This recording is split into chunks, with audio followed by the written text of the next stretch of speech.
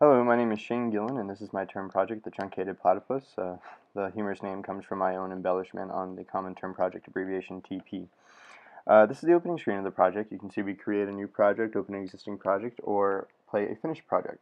So the Truncated Platypus is a platform to create musical projects, and musical projects whose experience is based on setting, which is kind of an interesting idea.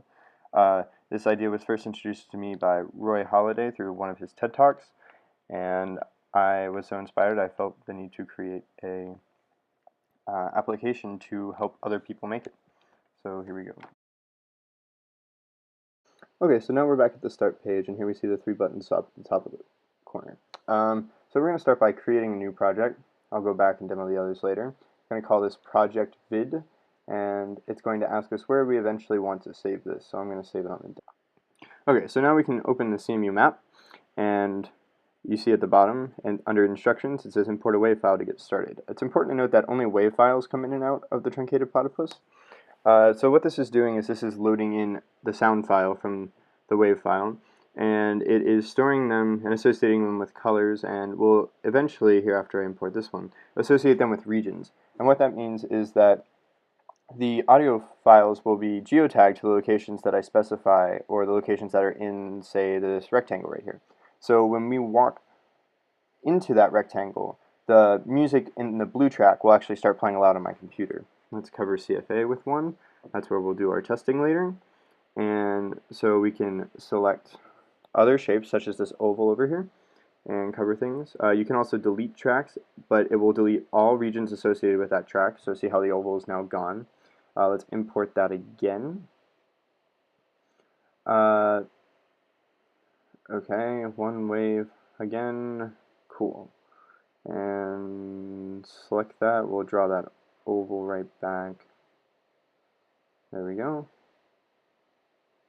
Okay, so now I think it's a good time to demonstrate the selector feature. So here you see that the red oval is filled in, but I can also select the blue one, or the blue rectangle, and I can switch back and forth as much as I want.